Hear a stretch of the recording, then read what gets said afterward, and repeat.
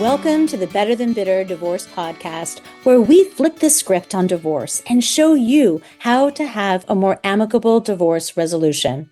I'm your host, Tania Leichliter, a divorce coach, a certified life coach, and the mastermind behind the Better Than Bitter 5-step game plan course, where I help individuals build a pathway towards a more amicable divorce resolution.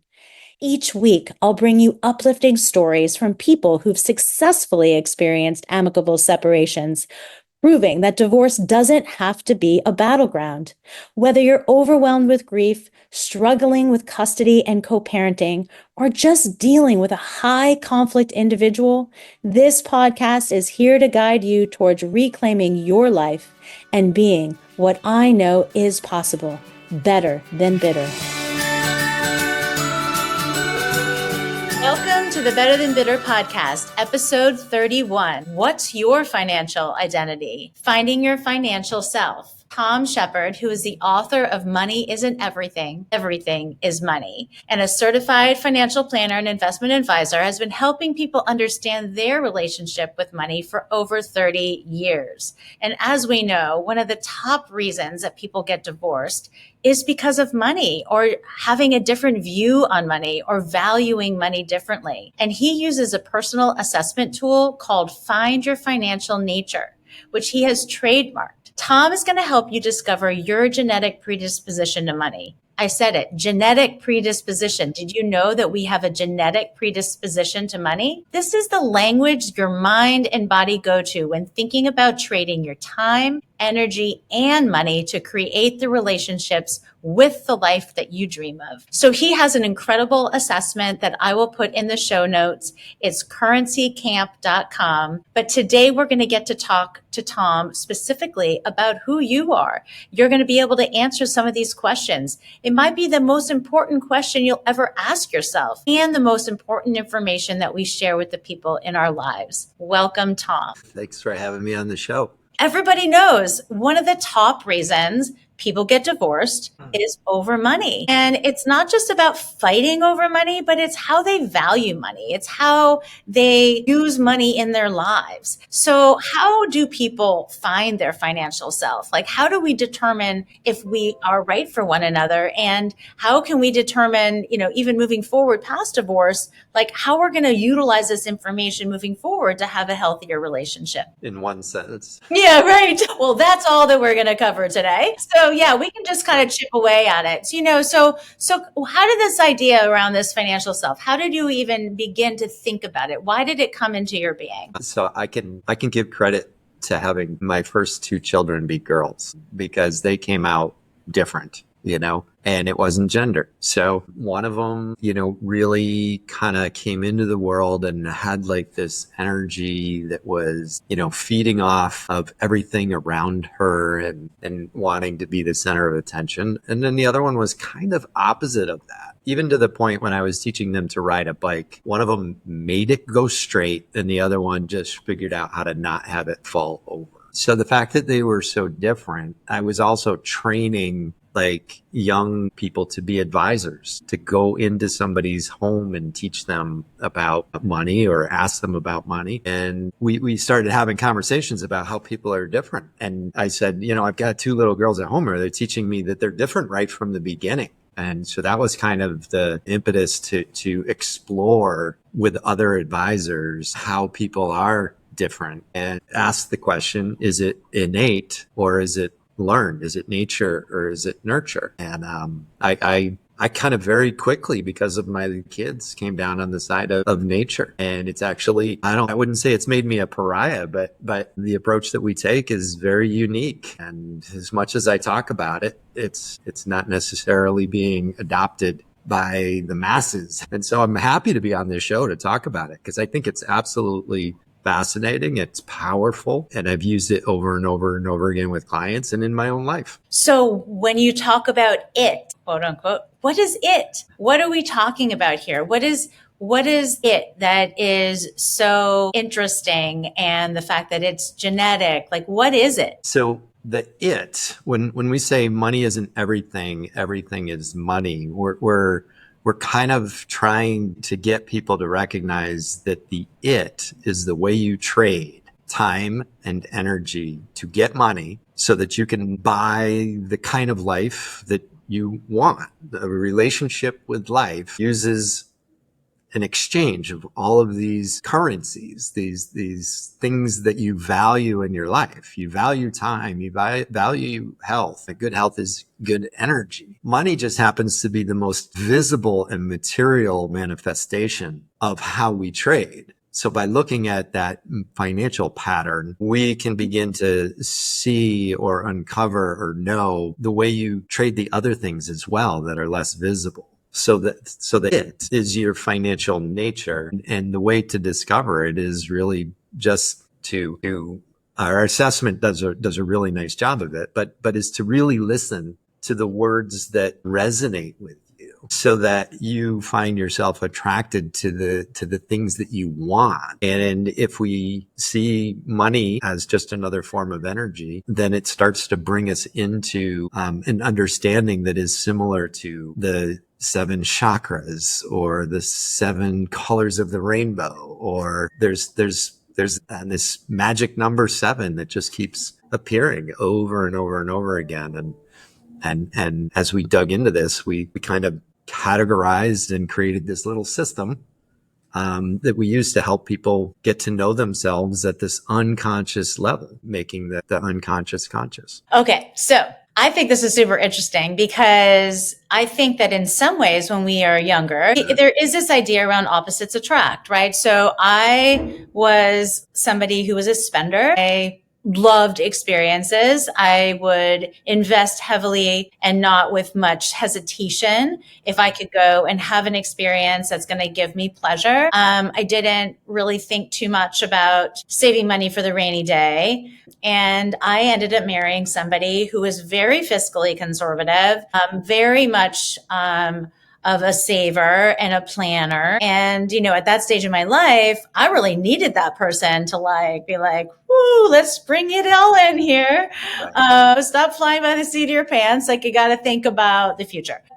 Over time, I think that breakdown or the discord in the way that we viewed money was one of the reasons why we ended up getting divorced. And it was because of the way we looked at life at the beginning. And then as life got more complex financially, when you bring in children and then you have homes and you have all these other things, we just didn't see eye to eye. So there's 7 financial natures. And what I love about this system is it uses common language, right? So money is woven into the language in ways that you wouldn't even believe until you start observing it. So how we value the world is one of 7 ways. And then how we're motivated to be in the world is one of 3 ways. So we end up with 21 different types. There's 23 chromosomes, 2 for gender, 21 for type. So there's 21 different types of women. There's 21 different types of men. The 7 natures are spender, earner, saver, investor, lever, giver, and taker. And the one that is your sweet spot, the 2 on either side, tend to not be so sweet for you because that's the room that you live in. So on one side of the investor is the leverage. The other side is the saver. And so you're probably perfectly at home with the concept of earn some money, and you might even be at home with give some money, but it's the 2 on either side of you that kind of create this wall on either side. And so we tend to not want to go through the eye wall of the hurricane. And so life has a tendency to be best for us when somebody meets us in this space or whisks us to a completely different space that's not as in this distortion area for us. So what is the lever? So some of them have more instinctual descriptions, right? You can probably understand what a saver is and a spender and an investor, but a lever, is that someone who uses money to manipulate others? So there's a dark side to every one of these. Mm-hmm. But if we think about a lever is a system that is built to make things easier. So if I have a fulcrum Mm. and a rod and I stick it under something I want to move, it doesn't take a lot of effort to move it. Leverage is like the good debt. So a mortgage, or you need a car to go to work. So you get a car and you want reliable transportation so you can get there reliably and on time. So borrowing some money to get that form of transportation, that's leverage. And we have a subset of the population that wants to think that all borrowed money is evil. But in reality, some debt is a burden and some helps us do things easier or lighter. So if I'm renting a space that's costing me $2,000 and I can buy a space for $1,500, I'm actually using leverage to make something easier. And that's positive and it's good. And it's a big part of how our economy is built, is on this healthy way of borrowing money. But then there's another type that's more associated with debt and spending more than you earn. So lever is the one I usually get questions about, and it only makes sense. It's actually what I am, the person who created this system that's going to help you have an easier and more successful relationship with money. The first thing you need to know is, how are you doing it, and how have you been doing it? It being trade time and energy to get money so you can have the kind of relationship you want.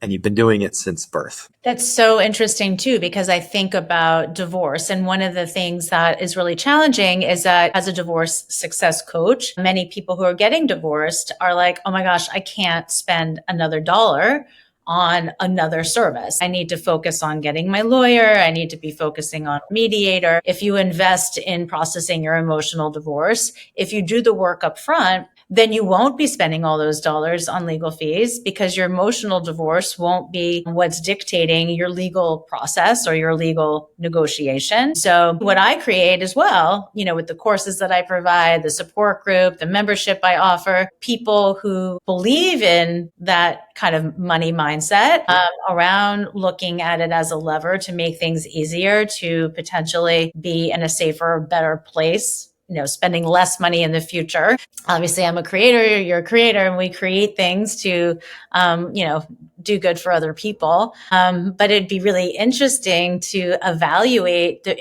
individuals that do invest in coaching, to go through your system to figure out who are the people most likely to invest in these types of things to make their divorce easier, to reduce the likelihood of long-term trauma, to reduce their legal fees. There's a personality type there. And what I hear you saying is it's genetic. Yeah. Genetic predisposition. So you could look at shopping behaviors. You could look at who are the people most likely to invest from a data perspective based on past purchasing behaviors. You can see what they're spending their money on. One of the things that in my business, the most important thing that you can give somebody when they come in is the sense that you understand them. We talk about seeing somebody, hearing somebody. And so when we start working with somebody, the very first thing we have them do is take this Find Your Financial Nature assessment. It takes 2 minutes to answer these 7 questions. And it takes something from underneath the table. Who are you when it comes to money? And it puts it on the table. And if you're dealing with 2 people, one might be one way and one might be the other way. I had this one couple call me because they were in their house and they were getting ready for the meeting, and they were taking the assessment, and they said, we can't finish it. They said, we can't agree on the answers. They didn't take it individually. They were And taking I said, you guys, you got to take it as individuals. You are each wired individually to have a kind of relationship with money that you prefer. We teach this currency camp class, and on the very first day, we have them do the assessment. And we also have them make a list of what they want to get out of the course. So give us 5 things that you want to learn from this course. And then we compare their assessment to their list. So what do investors want to learn more about? Investing. What do spenders want to learn more about? Budgeting. What do savers want to learn more about?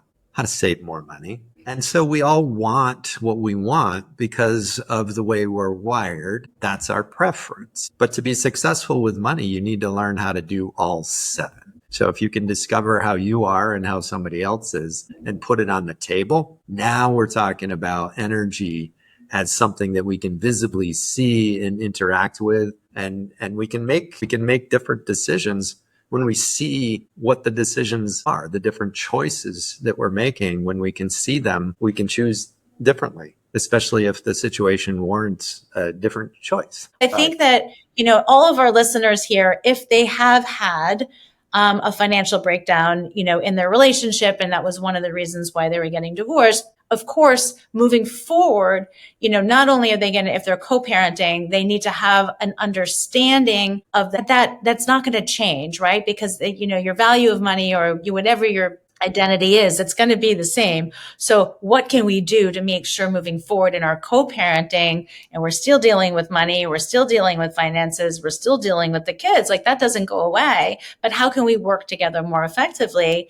And then the other part is finding a new relationship and like literally going through the process and having somebody come and do your assessment. We're happy together, but could this work, or how is this going to work so we don't have that same financial breakdown? So I'll give you a really cool story of this couple who came in. They had two different natures. Here's the example. I had a woman who was age 59, married to a doctor who was 70. And they came to me. I got a phone call on a Monday, and the woman said, "We need to see you. What do you have available?" I said, "Next Tuesday." She said, "You got anything sooner?" I said, "Yeah, this afternoon at 2:00. She's like, "We'll be there." So clearly they were in some kind of a crisis. They had an urgency to this. And they came into the office, and what happened was he went on a business trip to Savannah, Georgia, and he decided to put earnest money down on a house, a Georgia row house. And he came back and he was selling her on this idea that this was a great investment,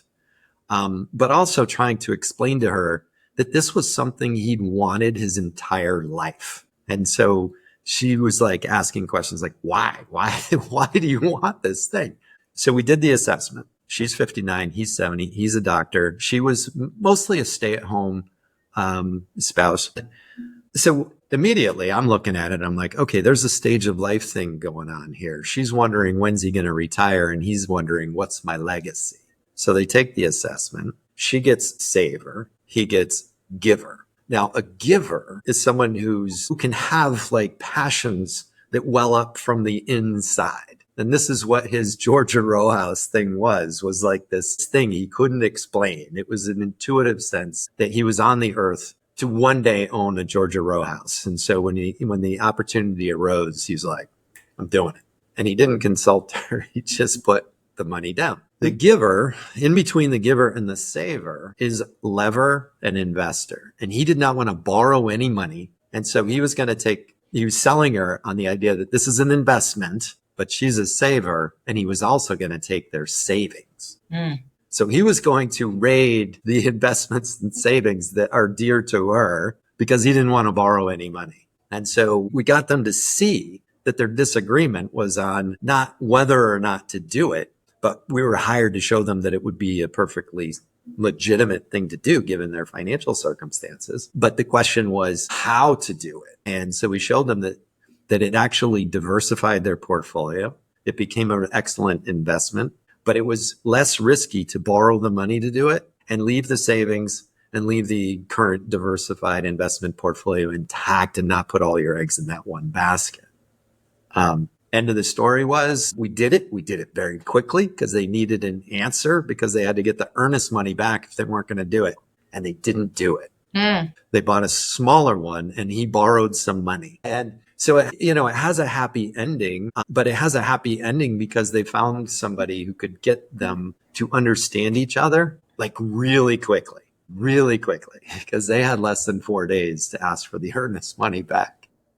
You might have saved my marriage if, we could have gone through all of your processes to understand, I think it's really important in relationships. And again, everybody listening most likely is on the path of divorce. But again, understanding this, not only from a position of being able to continue to communicate effectively, understanding where the person's coming from.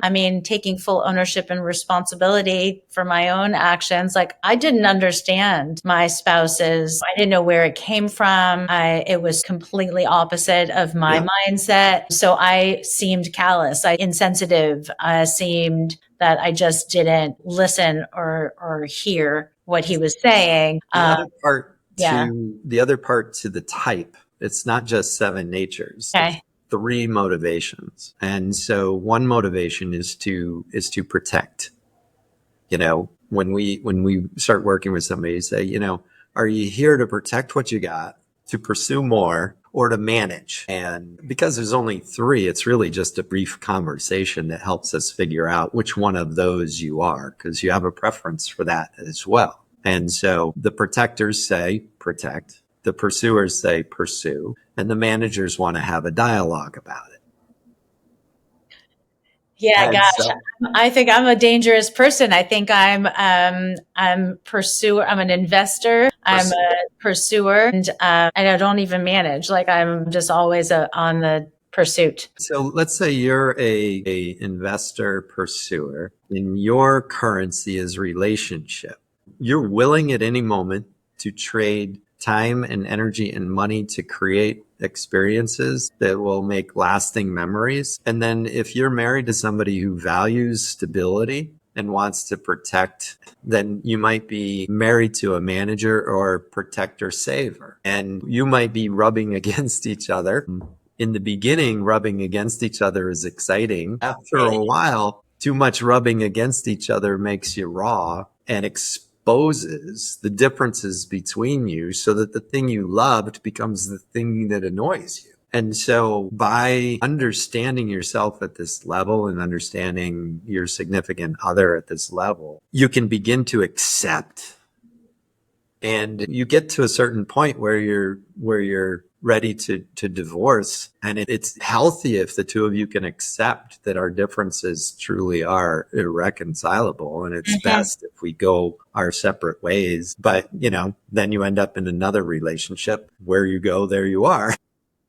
Are there some patterns that you see of individuals that work well together? Or I'm assuming that investor pursuer with an investor pursuer, like that could be either like catastrophic, like there's got to be some sort of good balance there. When you take 2 people who resonate at the same frequency, you might create something that has very, very destructive force, or it might have very, very creative force. I don't think there's pairings that are necessarily inherently bad, but if you don't know what they are, there are some that work better together in an unconscious state, right? So if you're not conscious of it, if it's unconscious, like to have a saver and a spender, as long as they are working it out, that might be a good mix. So one person is saving the money and the other is spending the money. The first question on the assessment is, where do you go to save? Do you go to a bank or do you go to Walmart? And so one person might be saving the money from being spent in a way that doesn't please the couple, and the other is saving some money in a way that protects the couple, so that the money they earn is both building wealth, meeting their needs and wants in a way that is healthy. You can find other pairings that work even when it's unconscious, but if it's not working and you can make it conscious, then you can sort of see how it can work.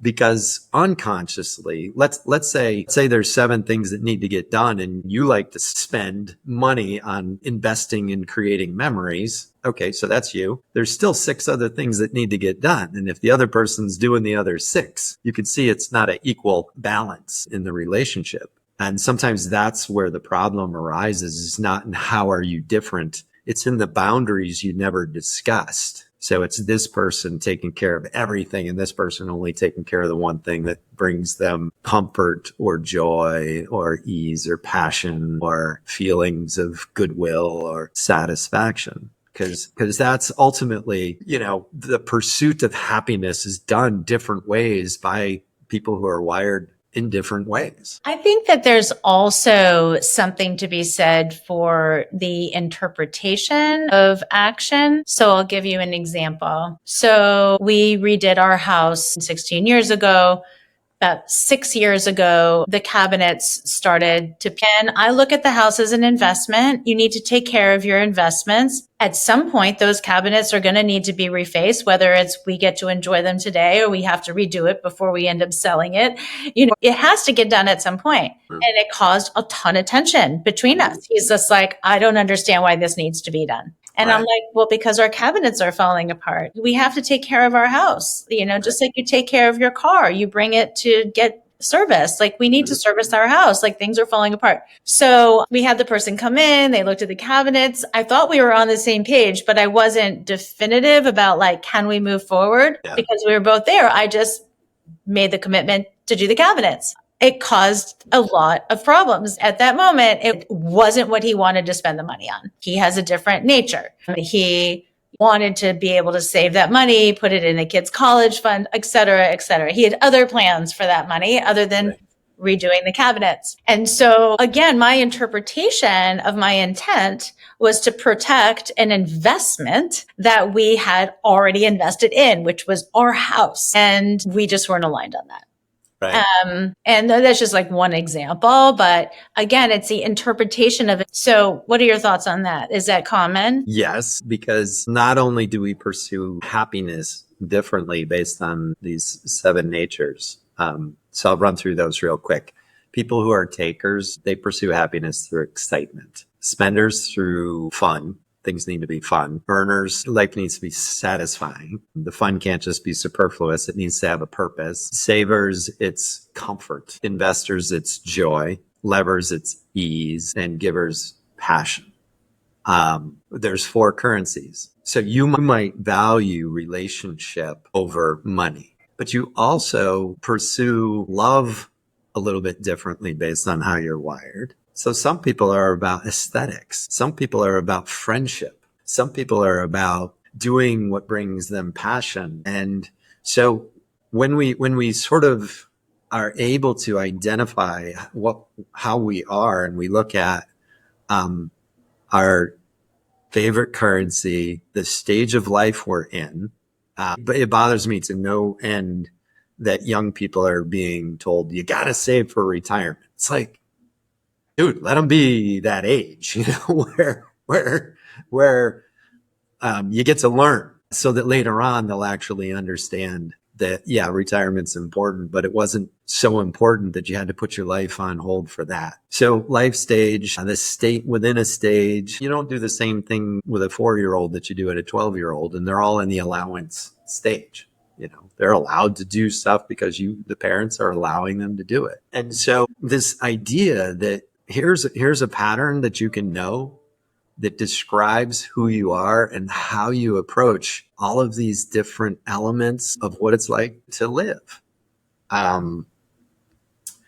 Susan, in relationships, you can't control anybody else. You can only control your own actions or reactions to those individuals. But there is an extreme amount of, power struggles in relationships. It takes taking accountability or responsibility of your own actions versus pointing fingers back towards others. Because once you do that, you give them full power over your feelings, right? So if you're saying like, you made me do this or you make me feel that way, well, then you're giving up your power to that other person. So in what you're saying is we can come from 2 different natures of the way that we view money, and that if you come to the table with an open mind to try to understand the other individual's perspective and ask them what it might feel like, or, the senses by which they are feeling, that's an extraordinarily large ask. And there's a sign on in today's world, a lot of the jobs are now jobs that adults do that kids used to do. Like you go around and you see who's mowing the lawns, and it's full grown adults making $100,000 a year because they've figured out how to leverage riding mowers and time, and everybody's so busy, and the kids are so busy doing sports that none of them have time to do work. And so our entire system kind of gets a little bit distorted because we aren't embracing, like my son at a certain age was chasing me around the yard when I was on the riding mower. And I'm like, do you want to ride this thing? And so I put him on it, and he wasn't heavy enough to keep the kill switch from turning it off. So I had to strap a 50-pound weight on the back of the seat in order to let him do it. But that's when he wanted, he's like, it's time, Dad. I can do this. I want to do this. And so when we distort a natural way of doing things, we're disrupting an order. And we can disrupt the order if we understand we're doing it. But if we just unconsciously disrupt the order, then we're left with something that's distorted and we don't know then how to tune it. And so I'm not saying to anybody that one spouse can be all of that to another spouse. This is me saying it takes a village, or it takes a community, it takes a nation, it takes a world. It's an incredibly wonderful place that we live in, and you can't get it all from one other person. We do need to support each other in this bigger way. That's how we move up. It's how we grow. It's how we evolve. So this has been super fascinating, and we've given so much information. And so I usually am the one who does like the 3 top tips for the day, but because you've written a book and these bullet points are ones that, are very prominent in the way that you speak about the book, and speak about your currency camp and speak about your evaluation. What are the 3 top bullet point tips that you could give to our audience on what they should have taken away from today? So number 1, you could find your financial nature by going to currencycamp.com, click on the orange box in the middle of the page. It'll immediately take you to a survey. There's 7 questions. There's a little blue arrow down in the right. Click it, answer something, answer another one. And pretty soon you're going to know something about yourself. Number 2, try to figure out whether you are a pursuer, a protector, or a manager. When you're going through the assessment, if you find yourself overthinking every question, you're a manager.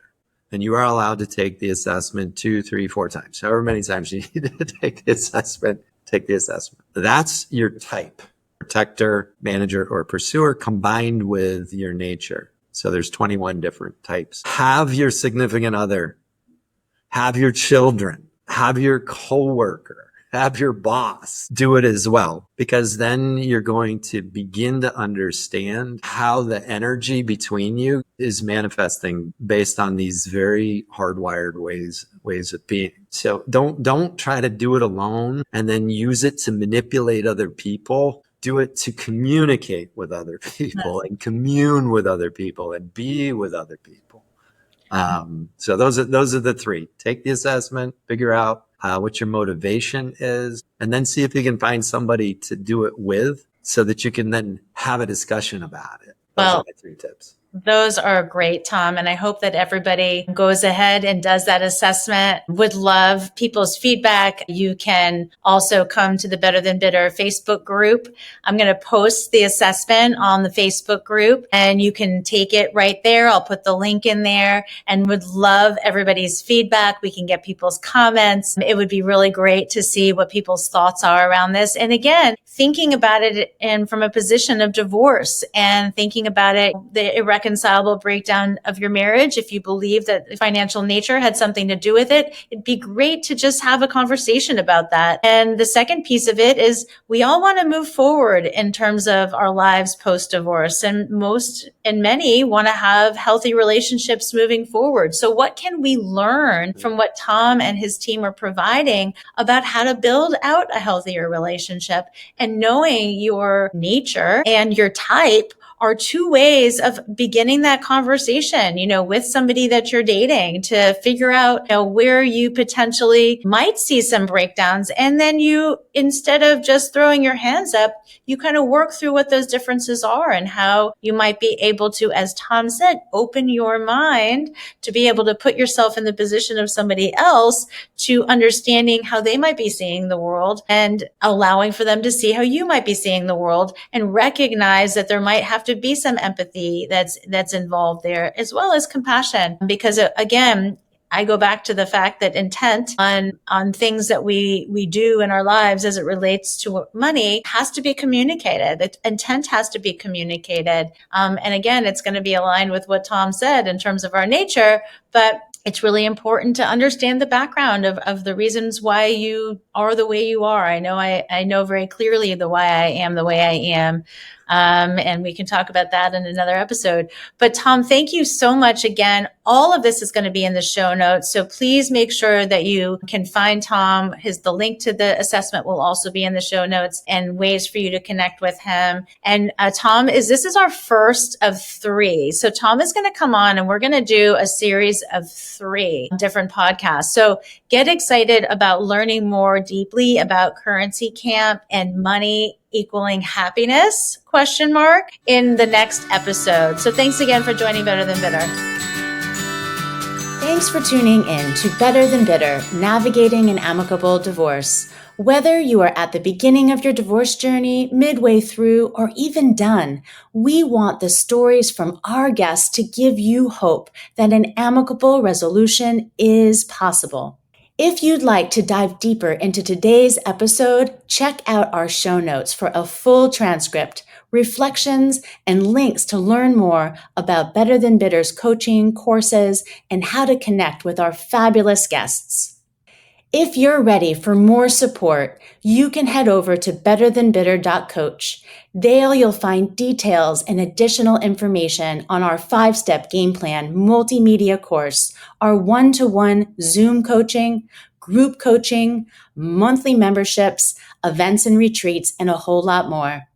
Plus, we've got a ton of free resources, like our monthly newsletter, our private Facebook group, Instagram channel, and a library of articles and free webinars to help you along the way. When you go to our website, you'll be able to schedule a free 45-minute breakthrough call. Remember, we're here to help you reach an amicable resolution, find your courage, and believe in your brighter future. Because you know what? It is possible. At Better Than Bitter, we measure success by what we give and not by what we get. So let's change the divorce dialogue together. It's time to be better than bitter.